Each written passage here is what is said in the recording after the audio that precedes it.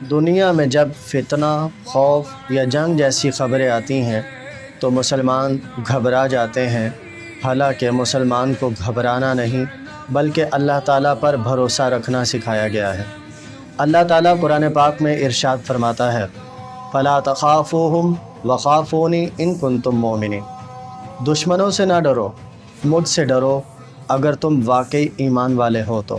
جب بھی کوئی ایسا موقع آئے تو ڈرنا نہیں چاہیے، گھبرانا نہیں چاہیے، بلکہ نبی رحمت صلی اللہ تعالیٰ علیہ وآلہ وسلم کے فرامین پہ عمل کرنا چاہیے اور حضور صلی اللہ تعالیٰ علیہ وآلہ وسلم کی سنتوں پہ عمل کرنا چاہیے۔ جب کوئی جنگ کا موقع آئے تو انسان کو چاہیے کہ وہ دو چیزوں کی ضرور تیاری کرے، پہلے نمبر پر باطنی اور دوسرے نمبر پر ظاہری۔ باطنی تیاری میں صبر، نماز، ذکر، دعا اور ساتھ ساتھ دل کو اس بات پر مضبوط کرنا کہ ہر فیصلہ اللہ تعالیٰ کے ہاتھ میں ہے، اللہ کے حکم کے بغیر کچھ بھی نہیں ہو سکتا۔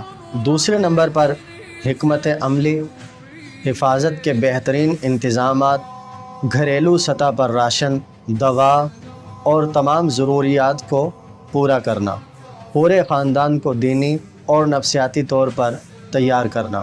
نبی کریم صلی اللہ تعالیٰ علیہ وآلہ وسلم غزوہ بدر، احد اور خندق میں مکمل تیاری بھی کرتے تھے اور تیاری کے ساتھ ساتھ اوراد و وظائف اور دعا کا اہتمام ضرور کرتے تھے۔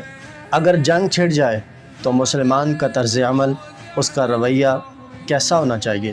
پہلے نمبر پر مسلمان کو یہ یقین ہونا چاہیے کہ جو ہوتا ہے وہ اللہ کے حکم سے ہوتا ہے، اللہ کی رضا کے بغیر کچھ بھی ممکن نہیں۔ دوسرے نمبر پر بد دعا اور نفرت نہیں بلکہ اصلاح اور دعوت ہے، دشمن کو بھی ہدایت کی دعا دینا، ظلم سے روکنا اور فتنہ نہ پھیلانا۔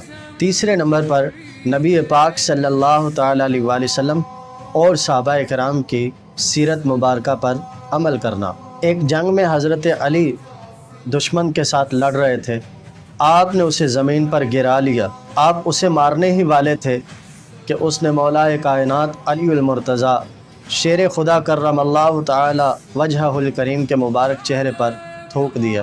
یہ دیکھ کر حضرت علی کو بہت غصہ آیا، لیکن پھر آپ نے فوراً اپنے ہاتھ کو روک لیا اور اسے مارا نہیں، کیونکہ آپ نے سوچا کہ پہلے تو میں اس کو اللہ کی رضا کے لیے مار رہا تھا، لیکن اب اس میں میرا ذاتی غصہ شامل ہو گیا ہے، اسی لیے آپ نے اپنے غصے پر فوراً قابو پایا اور اس کو چھوڑ دیا تاکہ میری نیت میں کوئی دنیا داری یا ذاتی غصہ نہ شامل ہو جائے۔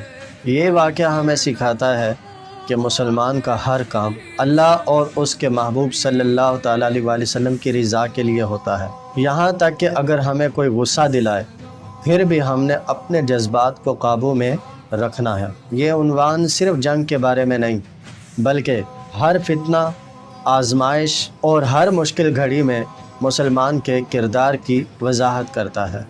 گھبراہٹ ایمان کو کمزور کرتی ہے جبکہ تیاری ایمان کو طاقتور بناتی ہے۔ جب بھی کوئی ایسا موقع آئے اپنی تیاری مکمل کریں اور بھروسہ اللہ کی ذات پہ رکھیں۔ اللہ تعالیٰ قرآن پاک میں ارشاد فرماتا ہے وَمَن يَتَوَكَّلْ عَلَى اللَّهِ فَهُوَ حَسْبُهُ، جو اللہ تعالیٰ پہ بھروسہ کرتا ہے اللہ تعالیٰ اس کے لیے کافی ہے۔ اگر ہمارا پیغام اچھا لگا ہو تو ہمارے چینل کو سبسکرائب، ویڈیو کو لائک اور شیئر ضرور کریں، ہو سکتا ہے آپ کی شیئر کی ہوئی ایک ویڈیو کسی کے دل کی دنیا بدل دے۔ اللہ تعالیٰ ہم سب کو سمجھنے کی توفیق عطا فرمائے، ہر طرح کے حالات و واقعات میں اپنے رب کی طرف رجوع کرنے کی توفیق عطا فرمائے، آمین ثم آمین۔